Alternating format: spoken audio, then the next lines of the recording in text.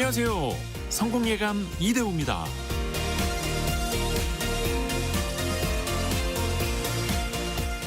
실수를 저지른 사람에게 어려운 상황 속에서 때로는 이런 비판이 쏟아집니다.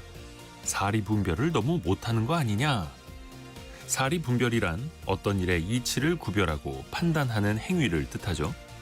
이 세상을 주도적으로 살아가기 위해서 반드시 필요한 판단력이기도 합니다. 하지만 오히려 정보의 양이 많아지고 그것이 쏟아지는 속도와 변화가 커질수록 분별력은 더 떨어져 갑니다. 내 생각과 다른 방향으로 시세나 여론이 변해가면 기존에 내렸던 나의 판단도 의심하게 되고요. 사실 분별력은 쉽게 배우기 어렵습니다. 다양한 경험과 사유, 관찰과 반추 속에서 서서히 길러지는 힘이죠. 때로는 실수와 고통 속에서 얻기도 하고요. 분별력을 빠르게 얻고 모든 것에 통달할 수는 없지만 그래도 우리는 하루하루 배워갑니다. 분별 있는 사람이 되어가는 그 길은 결코 헛되지 않습니다. 성공예감 이대호입니다. 시작합니다.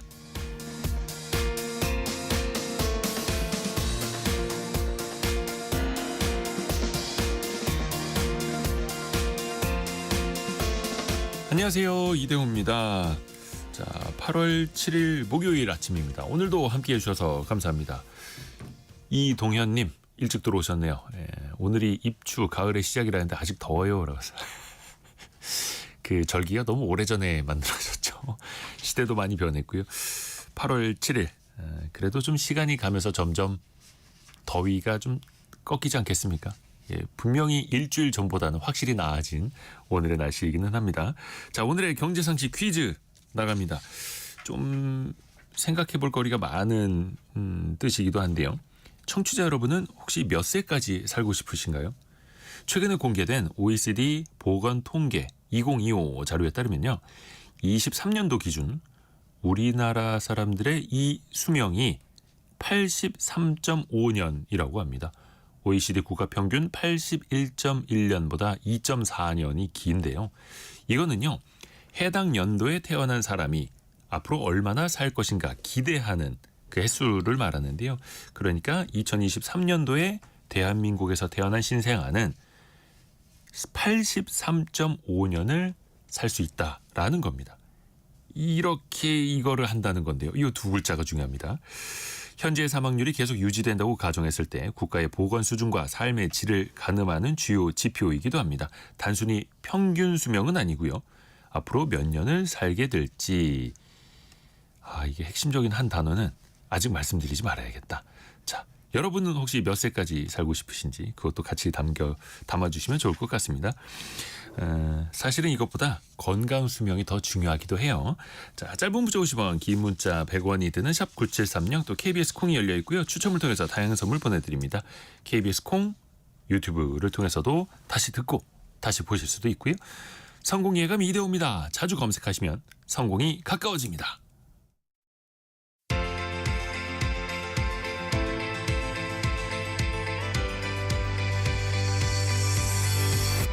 KBS 1라디오 성공예감 이대호입니다. 4069님은 저는 85세, 1715님은 저는 100세, 그리고 아까 이동현님은 120세까지는 살고 싶습니다. 네, 좋습니다. 이건 뭐 인플레이션 있어도 좋습니다.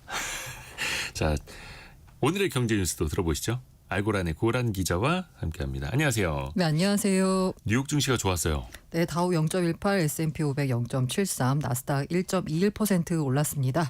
애플이 뉴욕 증시를 구했습니다. 미국 내 제조업에 1,000억 달러를 추가 투자하겠다. 이거 우리나라 돈이 지금 140조 원 정도 되잖아요.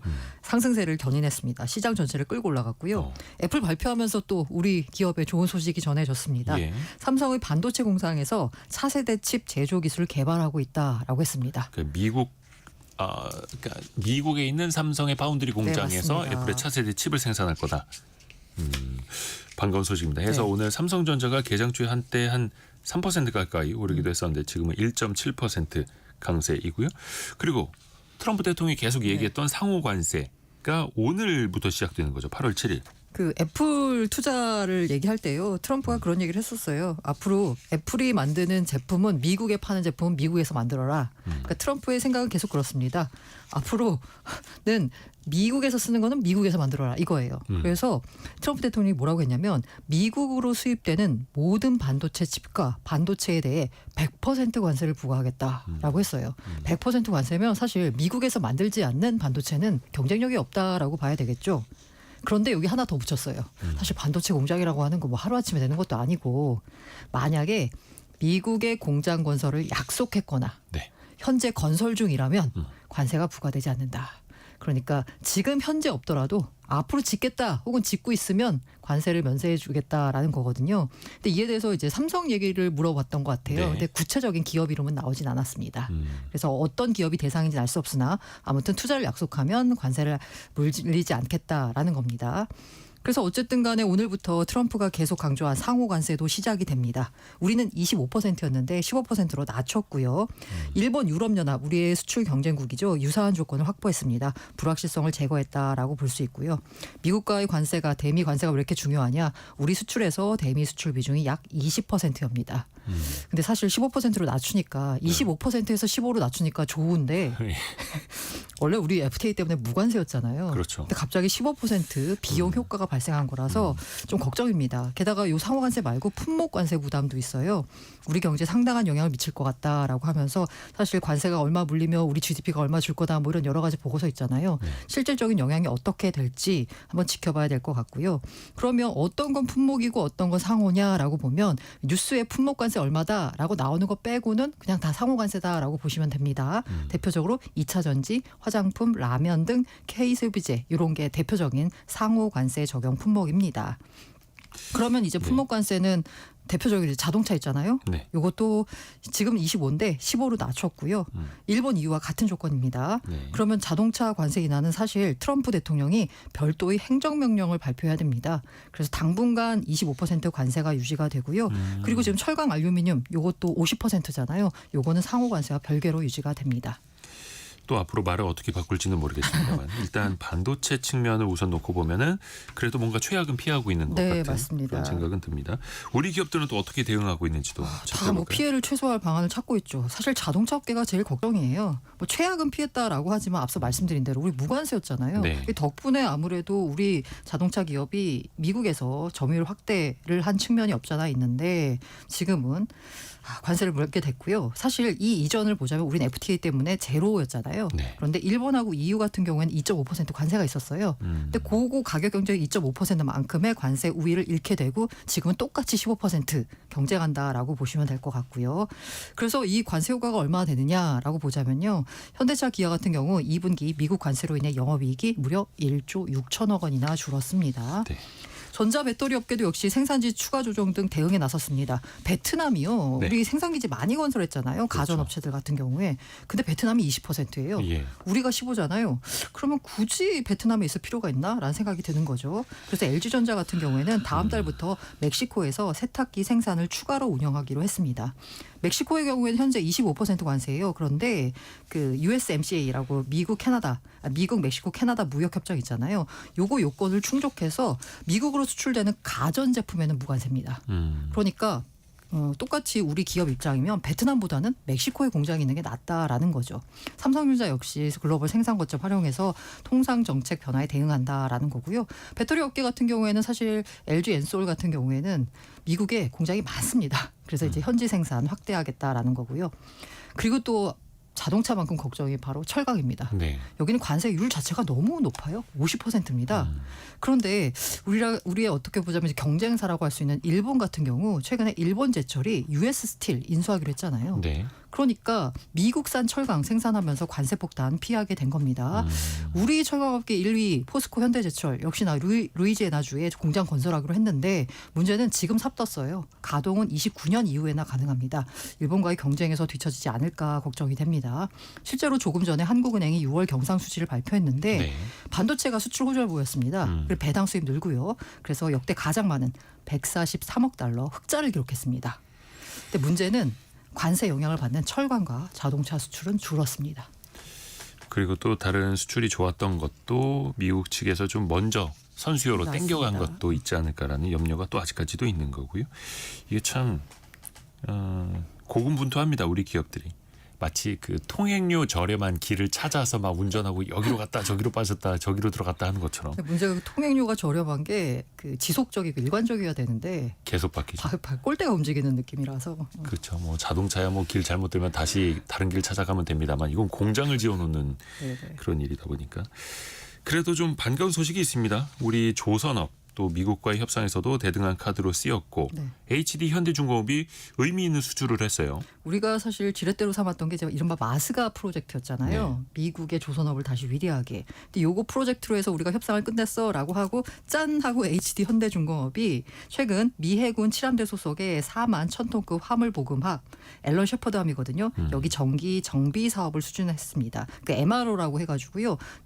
배를 한번 만든 다음에 그다음에 고쳐야 되잖아요. 근데 또 요 고치는 MRO 시장이 또 어마어마하다라고 합니다. 그래서 9월부터 울산 HD 현대미포 인근 안벽에서 정비를 시작해서 올해 11월에 미 해군에 인도할 예정이고요. 이 트럼프 같은 경우에도 이 미 해군 관련된 산업에 굉장히 관심이 많아요. 네. 뭐라고 얘기했냐면 미국 내에서 선박을 최대한 빨리 건조할 수 있도록 사업을 추진해달라라고 해서서요. 앞으로 조선업에 대한 기대가 큽니다. 그리고 미국과 관세 협상을 마치고 온 정부 협상단 처음으로 국회에서 관련된 보고를 했죠. 이러다 보니까 다들 궁금한 내용이 너무 많습니다. 예, 왜냐하면 물어볼 게 정말 많아요. 우리 내용하고 미국 쪽에서 들려온 얘기가 너무 달라요. 그러다 보니까 다들 궁금해가지고 정말 질문이 쏟아졌는데 네. 일단 김정관 산업통상자원부 장관이 보고 내용에 보자면 큰 불은 진화됐다. 그러나 구체적 내용 합의에 있어서 뭔가 부처들과 긴밀히 협의해서 국익에 부합하는 협상을 해나가겠다라고 밝혔습니다. 그리고 나서 질문이 쏟아졌는데 가장 큰 질문이 뭘 것 같으세요? 어떤 걸까요? 네. 미국 측에서 3,500억 달러 투자했지. 그다음에 이 부분이었어요. 수익의 90%가 미국으로 온다. 이 부분이었습니다. 네네네. 그 미국에 남을 거다. 이게 좀 말이 안 되잖아요. 네. 이에 대해서 이제 질문이 쏟아지니까 김 장관의 답은 뭐냐면 일단 그 3,500억 달러 중에 1,500달러는 조선업, 2,000억 달러는 반도체 배터리 등에 투자한다. 구체적 프로젝트는 아마 논의가 필요할 거고 이 90% 수익 배분과 관련해서는 이런 표현을 썼습니다. 네. 상식적으로 맞지 않는 이야기다. 상식적으로 맞진 않죠. 근데 이제 비상식이 통하는 게 지금 세상이니까. 그래서 이제 김정관 장관의 얘기는 뭐냐면 이 90%가 미국으로 간다는 건 투자를 하게 되면 미국에서 수익이 발생하는 거지 다른 나라로 가는 게 아니라는 뜻으로 이해하고 있다라고 했어요. 네. 그래서 이 부분에 대해서는 지금 각자의 해석이 달라가지고 어제 국회 보고가 있었지만 뚜렷하게 해결은 되지 않았습니다. 그러니까 이거는 나중에 그 투자를 통해서 돈을 벌었을 때 그 돈을 미국에만 유보해 놔야만 하는 거냐, 한국으로 가져올 수 있는 거냐, 뭐 이걸 따져봐야 되는 건데. 그래서 약간 뜻하지 않게 리테인이라는 단어가 그렇게 검색이 많이 됐다라고 합니다. 그 안에 네네. 남겨놓도록 하겠다라는 네네. 뜻으로.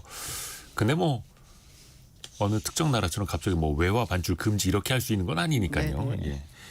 자 그리고 비관세 장벽으로 또 계속해서 미국이 지적하는 것 중에 하나가 온라인 플랫폼법이잖아요. 네. 그러니까 미국의 온라인 플랫폼 기업들 대한민국이 법으로 차별하지 마라 이런 건데 이거 어떻게 진행되고 있습니까? 온라인 플랫폼법은 구글, 애플 등 플랫폼 기업을 규제 대상에 포함시켜서 불공정 거래 행위 등을 금지하는 내용을 골자로 댑니다. 국회에서 법안이 발의됐고요.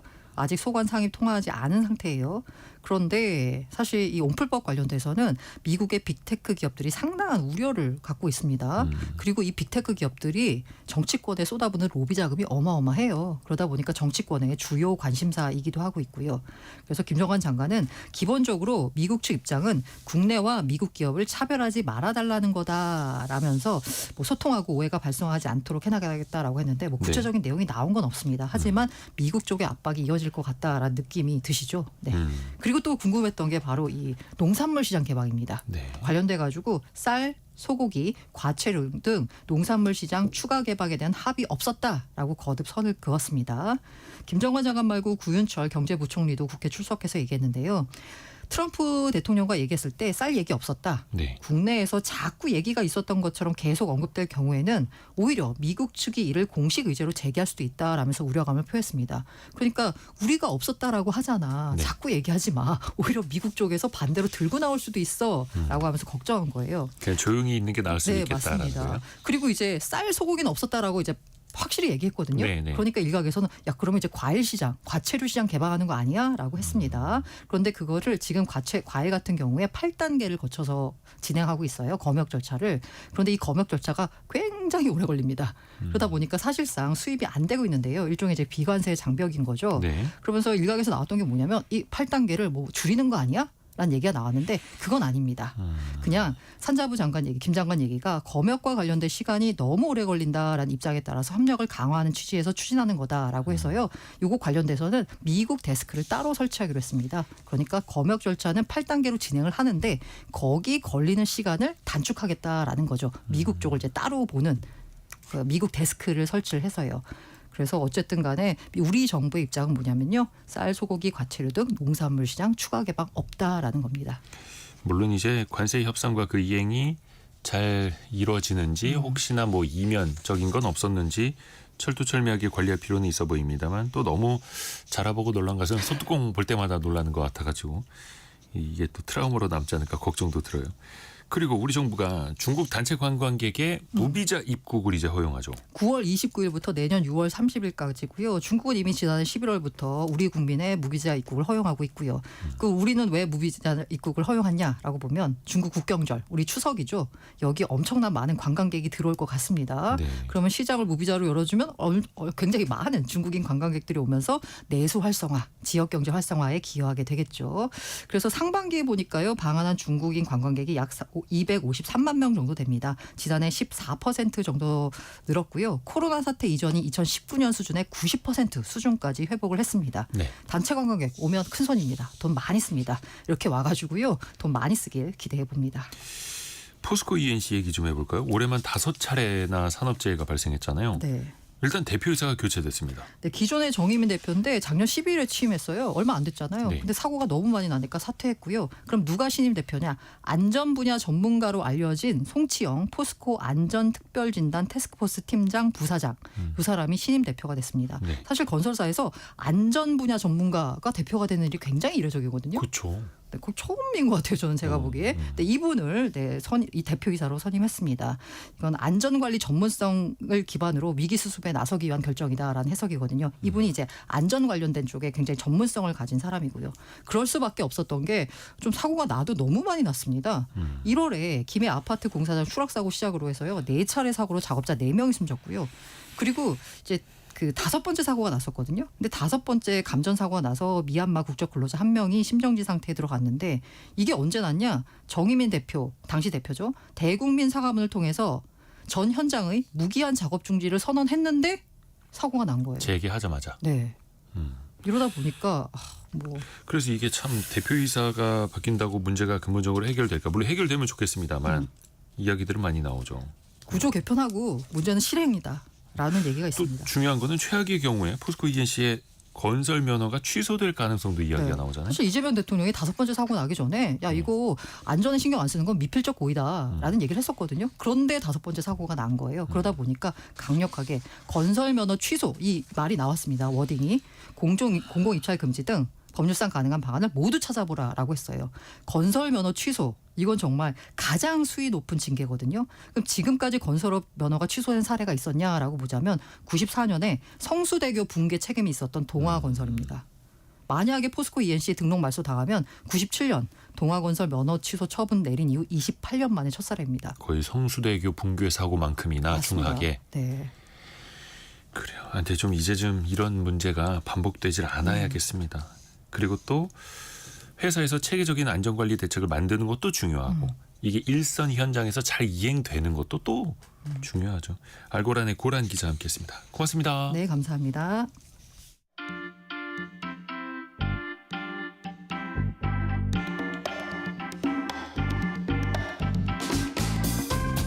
지금 여러분께서는 KBS 일라디오 성공예감 2대호입니다를 듣고 계십니다. 프로그램에 참여하신 청취자 여러분께는 추첨을 통해 아름다운 식탁 창조 주비푸드에서 뿌리 담은 리얼 생와사비를, 쉽고 빠른 판촉물 제작 시너지 기프트에서 고속 충전 마우스패드를, 그리고 성공예감에서 준비한 커피 쿠폰을 보내드립니다. 당첨자는 성공예감 2대호입니다 홈페이지에서 확인하세요.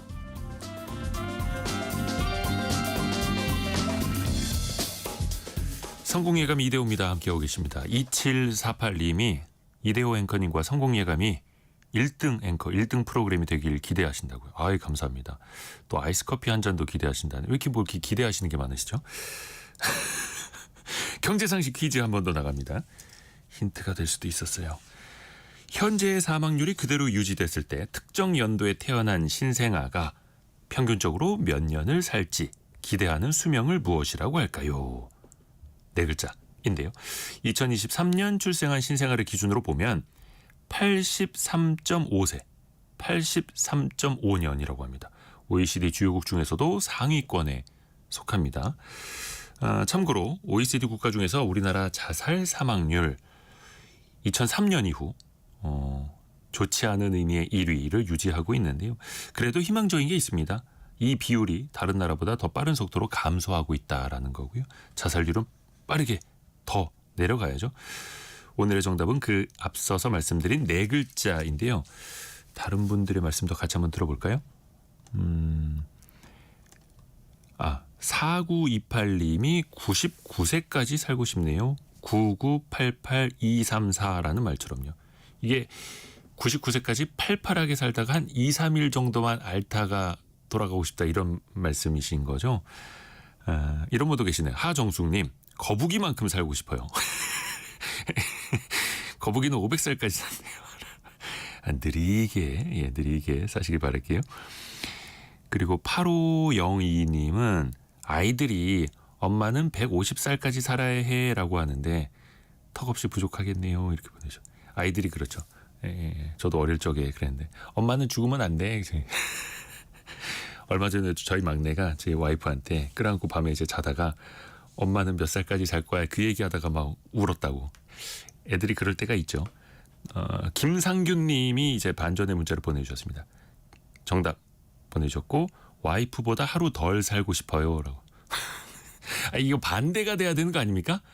사랑하는 사람보다 내가 하루 더 살고 뭐가 맞는 거지? 헷갈립니다. 자, 정답은 헷갈리지 마시고요. 짧은 문자 50원, 긴 문자 100원이 되는 샵 9730이나 KBS 콩으로 보내주시면 됩니다.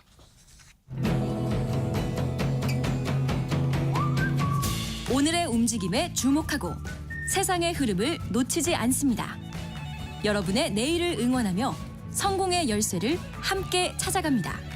성공예감 이대호입니다. 날 더운데 아이스크림 하나 딱 먹으면 정말 맛있죠. 시원하고요. 또 우리나라 아이스크림 수출도 잘 되고 있습니다. 올해 처음으로 1억 달러를 돌파할 거라는 전망도 나오고 있고요. 그렇다면 이 K 아이스크림은 우리가 언제부터 먹기 시작한 걸까요? 라떼 경제사 시간에 오늘은 아이스크림의 세계로 같이 떠나보시죠.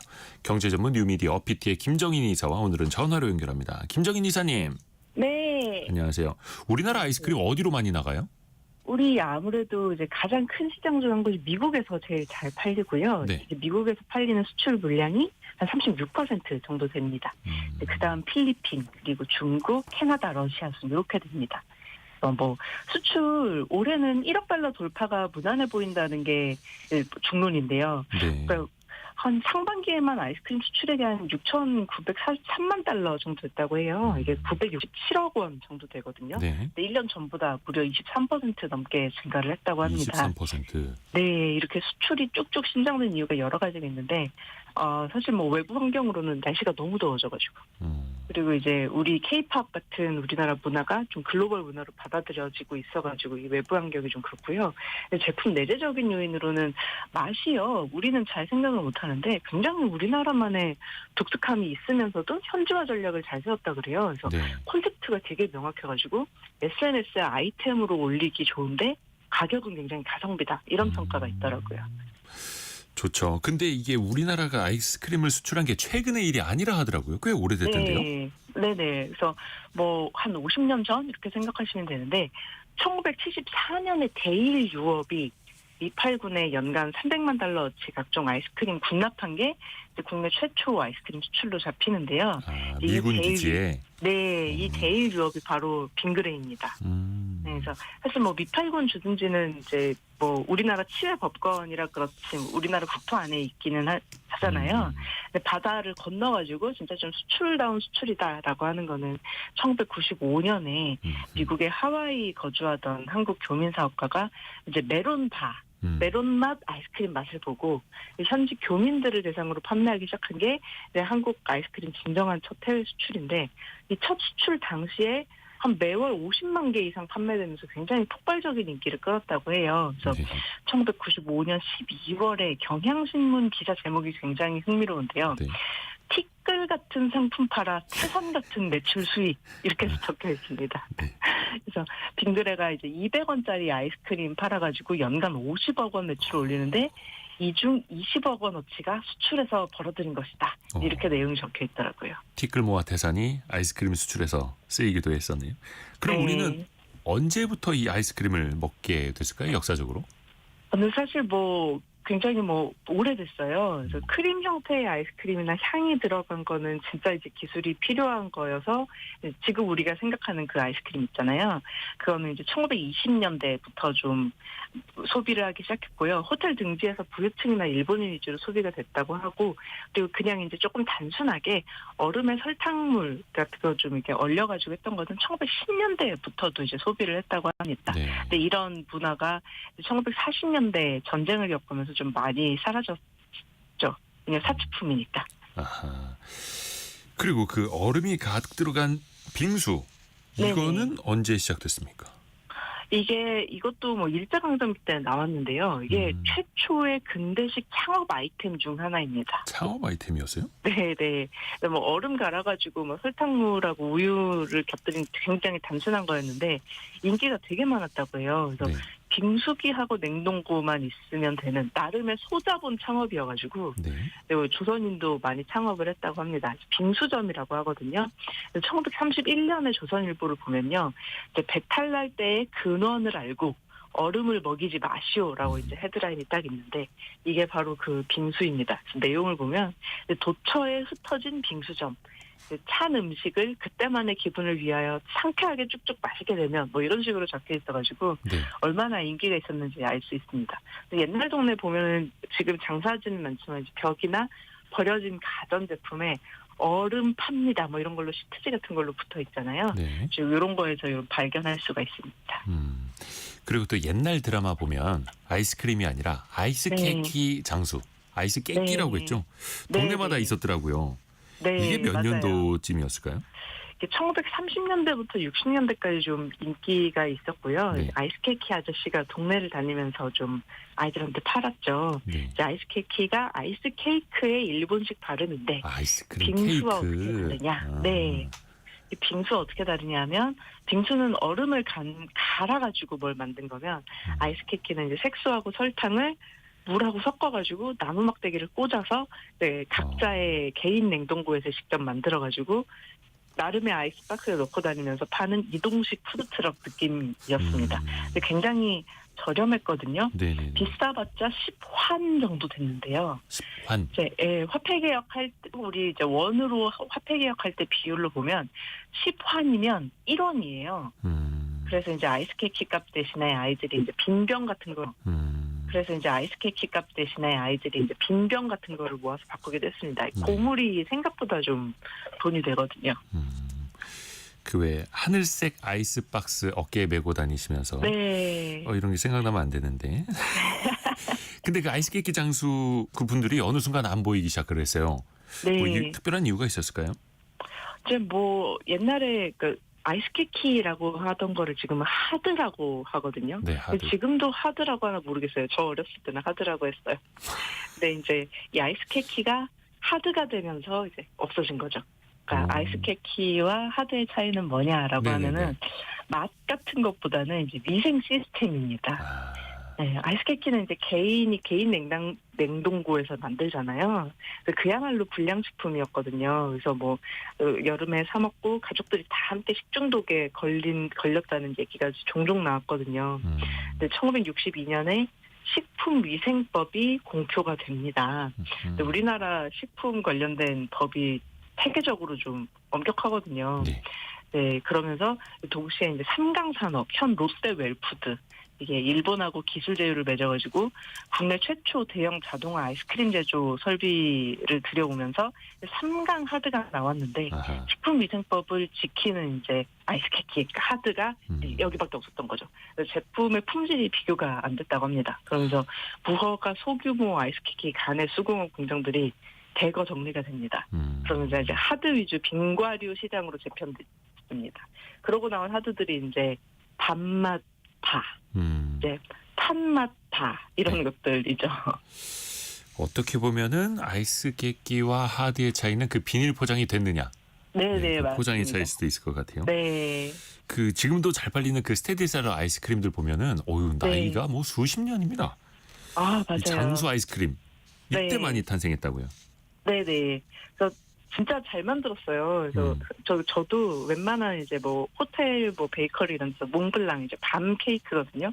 이거 먹으면서 무슨 맛을 하냐면 이거 우리나라에서 만든 단맛 바 같은데 그거랑 똑같다. 이런 똑같다.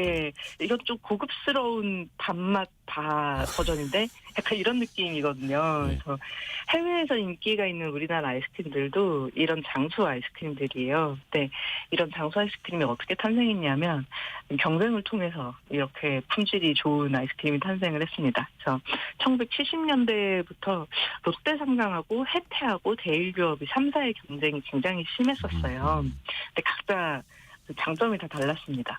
1970년대하고 80년대까지는 롯데 삼강이 이제 그래도 이 세 경쟁사 중에서 가장 좀 우위를 차지하고 있었는데 무엇보다도 대량 생산 능력이 가장 우수했고 유통망을 좀 가지고 있었고요. 해태제과 같은 경우에는 기술력이 제일 좋았습니다. 혁신적인 기술력이 있었고요. 국내 최초 콘 아이스크림을 출시를 했는데 예. 차별화된 신제품을 굉장히 좀 많이 냈고 마케팅도 되게 공격적으로 했습니다. 데일유업이 이제 빙그레인데 이제 굳이 왜 빙그레로 상표를 바꿨냐 하면 국어순화 운동의 일환으로 좀 바꿨어요. 근데 이제 한화그룹 계열사거든요. 화학산업이잖아요. 네. 이거 화학산업 중공업에서 왜 아이스크림 같은 소비재를 이렇게 막 처음에 좀 되게 재밌었는데 이게 뭐 다른 이유가 있었던 건 아니고 그때 당시에 정치권이 좀 원했더라고요. 그래서 그런 이제 일이 있었고 이때 또 데일유업의 히트 상품은 커피 아이스크림, 커피 우유 맛 아이스크림하고 이제 최초의 바닐라 맛 떠먹는 아이스크림. 이게 굉장히 히트 상품인데 아직까지도 장수하고 있습니다. 지금 전체 아이스크림 수출의 60%를 차지하는 회사가 빙그레거든요. 네. 그래서 이제 좀 3위 하다가 1위로 올라온 케이스죠. 지금은 이제 빙그레가 한화그룹에서 계열 분리가 돼서 뭐 김승현 네네. 회장, 김호연 회장 이제 형제 관계기 그런 관계로만 남아 있고. 네. 그래서 예전에 그 빙그레 이글스 팀이 이제 한화 이글스로 바뀐 것도 그런 이유가 좀 있고요. 네네. 근데 기술 발전도 이제 많았었는데 특히 아이스크림 분야에서 네. 광고 싸움, 마케팅 싸움도 치열했어요. 그러다 보니까 네. 또 되게 유행가처럼 되는 CM송도 이때 많이 나왔잖아요. 맞아요.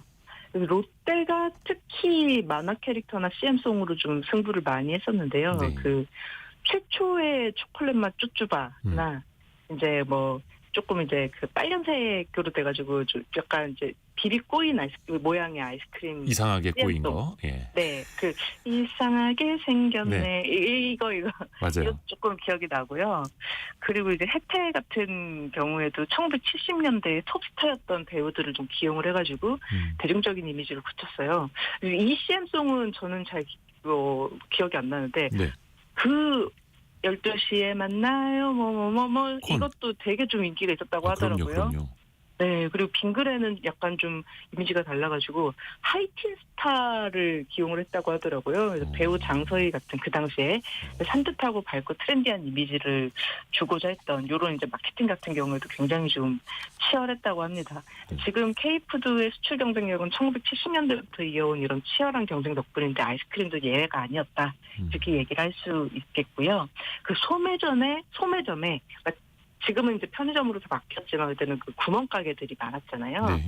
근데 냉장고를 공짜로 주거나 간판을 달아주거나 하면서 영업 지원까지 좀 치열하게 펼쳤다고 해요. 그래서 이제 옛날 구멍가게나 아니면 구멍가게였다 편의점으로 바꾼 그 가게를 보면은 네. 약간 오래된 냉장고는 막 햇님 모양 혜택 로고 막 이렇게 달려 있고 막 그런 거 좀 보실 수 있어요. 그 간판에 햇님 달려있던 거. 네네네. 그 뚱뚱한 B 알파벳 모양 빙그레 로고 뭐 이런 거. 그래서 로고를 이렇게 달아서 지원을 해주고 그랬습니다. 여기가 그 대리점입니다. 이런 식으로. 네, 네. 옛날에 그 우유 대리점처럼. 네네. 또 이게 재미있는 게 아이스크림에도 유행이 있었습니다. 유행이. 네. 시대별로 좀 나눠볼까요? 네. 1980년대에는 고급 쭈쭈바가 쭈쭈바. 좀 인기였어요. 그리고 이제 이거 하나씩 물고 다녀야죠. 예, 그렇죠, 그렇죠. 네. 그리고 이제 최초의 크런치 바가 이때 이제 나왔는데 이게 예. 굉장히 또 인기가 있습니다. 러시아에서 지금도 이게 되게 인기 있는데 이 안에 딸기잼이 있느냐 없느냐 이거 가지고 이제 우리 인터넷에서 좀 재미있게 이야기가 좀 오가기도 했고요. 예. 그래서 1990년대에는 프리미엄 아이스크림 전문점이 좀 인기가 있었어요. 그래서 골라 먹는 아이스크림 가게, 이제 컵에 담아주는 아이스크림 가게, 뭐 이런 이제 좀 아이스크림 고급스러운 인기가 있었고, 예. 그리고 2000년대에는 카페에서 젤라또나 요거트 아이스크림, 또 과일 빙수 아이스크림 이런 복합적인 디저트로 나오는 게 또 인기가 있었고요. 2010년대에는 벌꿀 아이스크림, 뭐 흑임자 아이스크림처럼 뭔가 이제 수제로 만들었다. 예. 이런 이제 건강하다 이런 아이스크림이 좀 인기를 끌었습니다. 근데 그 유행의 강도만 달랐지 이게 다 또 꾸준히 지금까지도 사랑받는 아이스크림들이네요. 네, 그리고 또 경제적인 걸 좀 여쭤볼게요.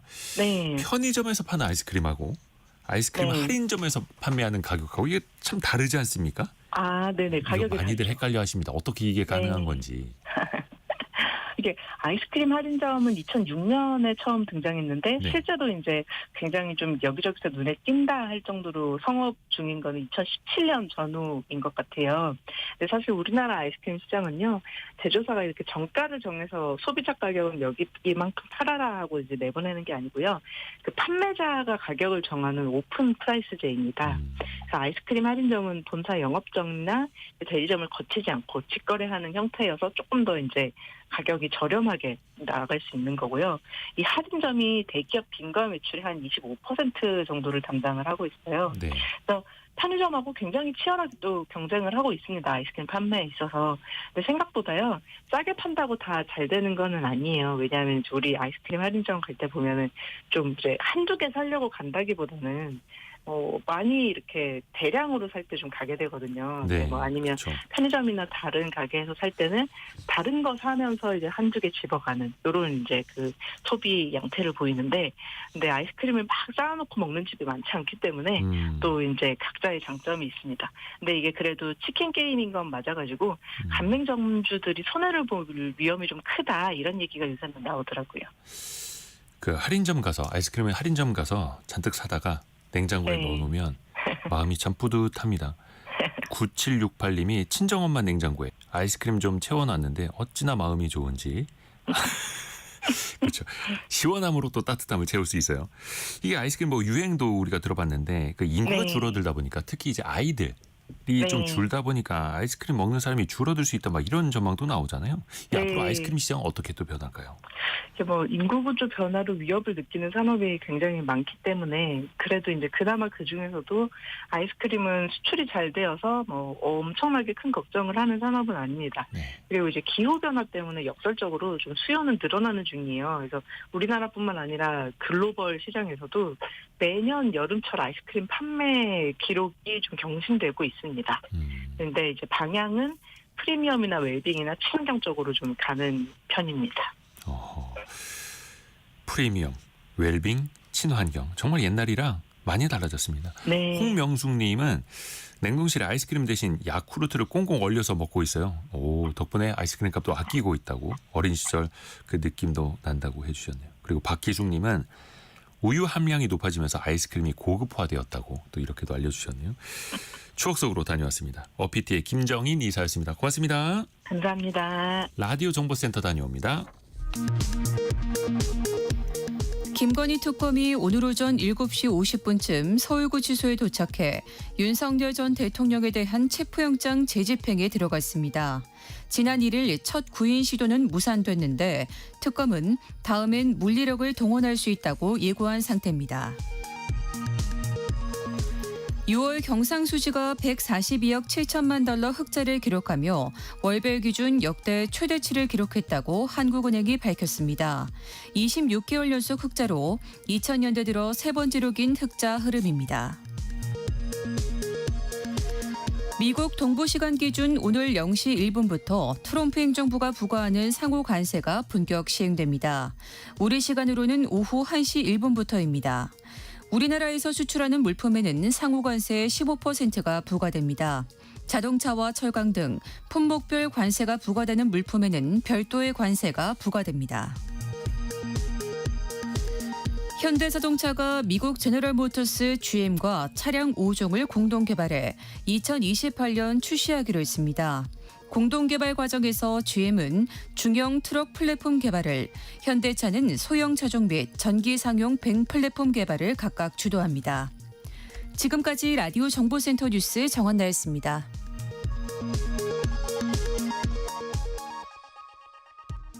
앞에서 오늘의 경제 뉴스 시간에도 말씀드렸습니다만 트럼프 대통령이 이야기한 상호 관세 8월 7일 오후 1시부터 본격적으로 적용이 된다고 하는데요.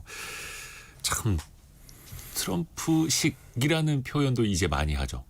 트럼프 방식의 협상. 왜 그러는 걸까요? 그 마음을 좀 어떻게 알 수 없을까요? 오늘 심리학의 시선으로 같이 한번 들여다보시죠. 심리학개론 시간입니다. 경남대 심리학과 김태훈 교수와 함께합니다. 안녕하세요, 교수님. 네, 안녕하세요. 트럼프 대통령이 네. 예전에 뭐 책도 썼었고요. 네네. 스스로를 협상의 대가라고 하잖아요. 네. 심리학자로서. 네. 심리학적으로 봤을 때도 어떻게 인정하시나요? 저는 트럼프 대통령이 협상을 하는 건지 잘 모르겠습니다. 왜? 네. 이걸 협상이라고 해야 하는 건지 제가 보기에는 그냥 위협하고 압박하는 거를 협상으로 포장하고 있는 게 아닌가 싶거든요.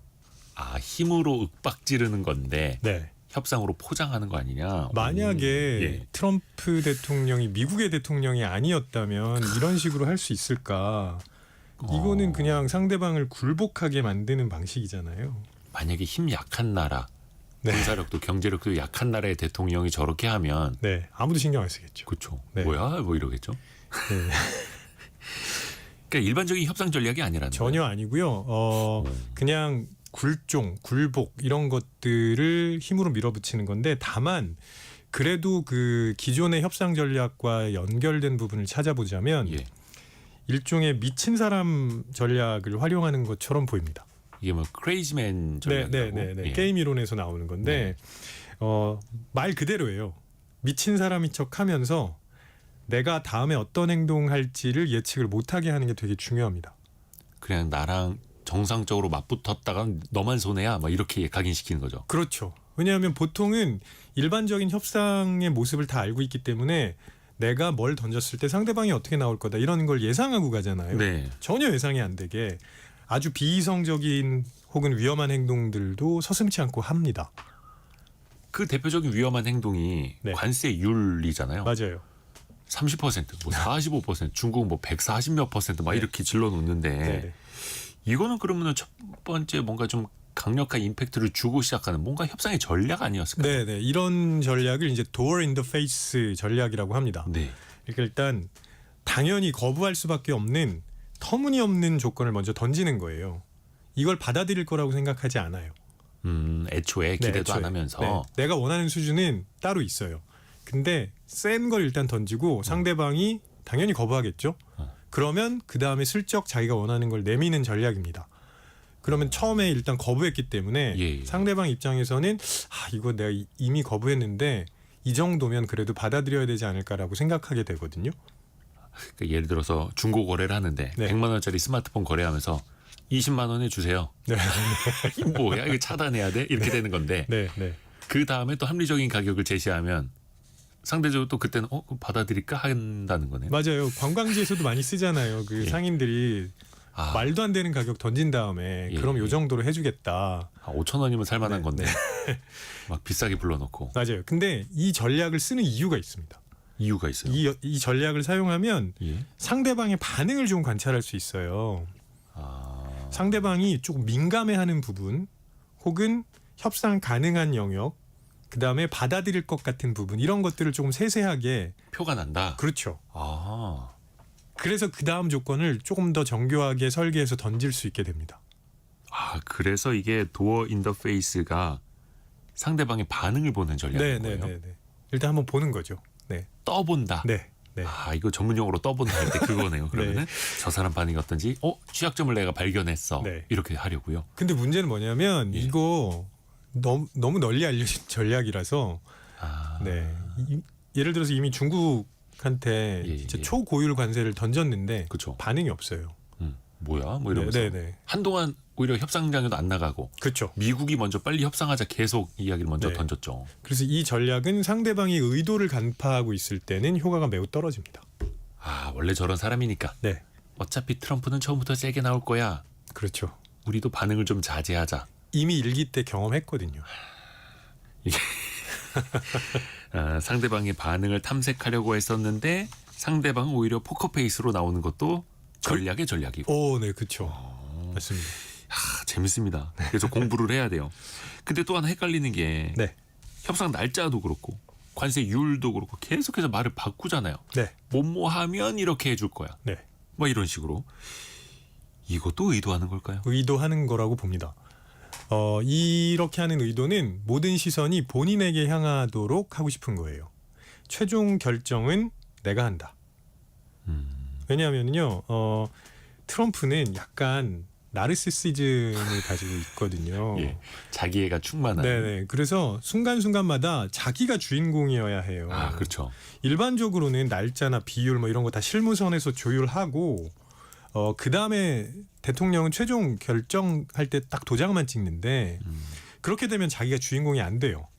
그러니까 계속 뒤집으면서 바꾸면 협상에 참여하는 사람들은 트럼프만 보게 됩니다.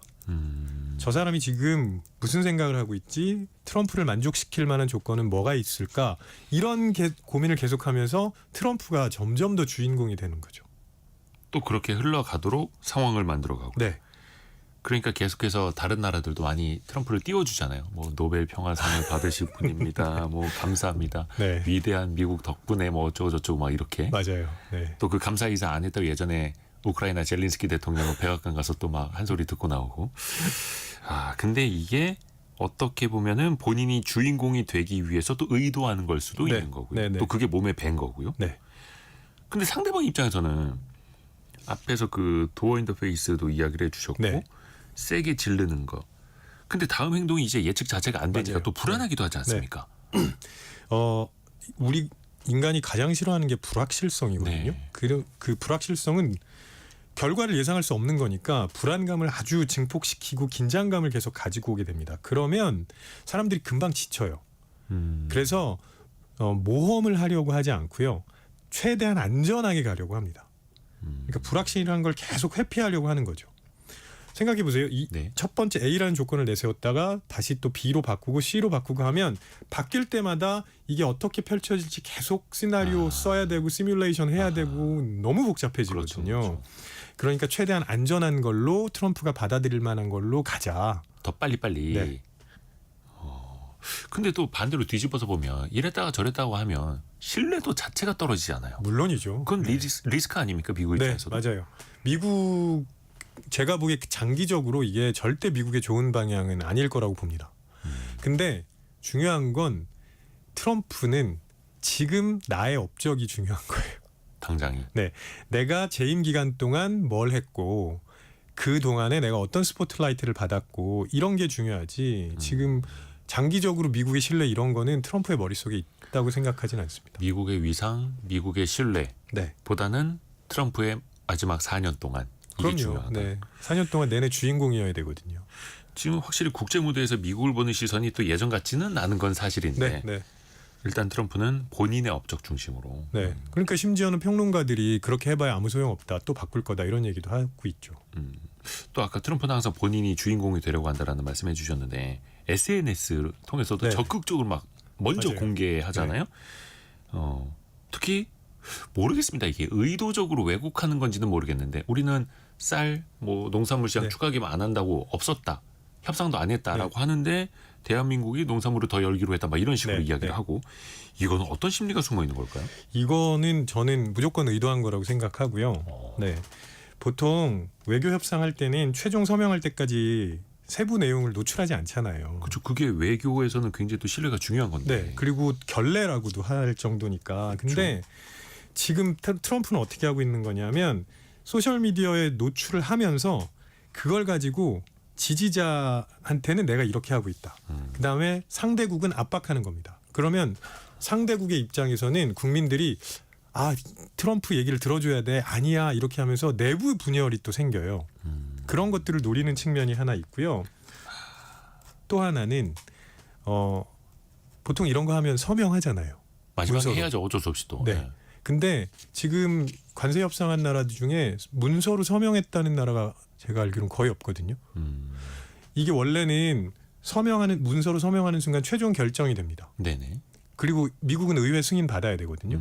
그러면 더 이상 자신이 할 수 있는 역할이 없어지고 내가 뭔가를 이렇게 통제할 수 있는 가능성이 사라지는 거예요. 그래서 제가 보기에는 그래서 협상은 했지만 문서에 서명하지 않고 필요에 따라서 또 바꿀 수 있을 거라고 생각합니다. 그러니까요. 남아있는 3년 반 동안 또 막 바꾸면 어쩌나 이 걱정 벌써부터 들고. 네. 우리 그럼 만약에 실생활에서 일상에서도 네. 사실 트럼프식의 전략을 통해서 협상한다는 건 말이 안 되지 않습니까? 네, 그렇죠. 좀 어떻게 활용하면 좋을까요? 이렇게 하는 거는 저는 일상에서는 하지 않으셔야 된다고 생각합니다. 그럼요. 사람 다 떨어져 나가죠. 네, 지금 외교 관계에서도 역효과가 이미 나타나고 있는데 그냥 굴욕적인 협상 받아들이지 말자 해서 반감 생기고 이런 나라들 꽤 있잖아요. 네. 그리고 그동안 미국과 좋은 관계를 유지했던 나라들도 돌아서게 그럴 수 되잖아요. 있죠. 네. 인간관계에서는 뭐 너무나 뻔한 거죠. 절대 좋은 전략이 아닙니다.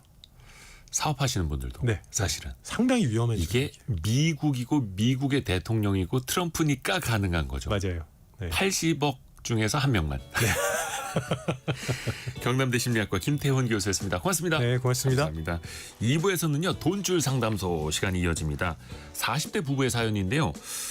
재정에 대한 돈 관리에 대한 그 부부 간의 정보 교류가 이게 잘 안 된다고 하네요. 어떤 사연인지 재미있게 또 한번 들여다보시죠. 잠시 뉴스 들으시고요. 10시 5분에 금방 다시 뵙겠습니다.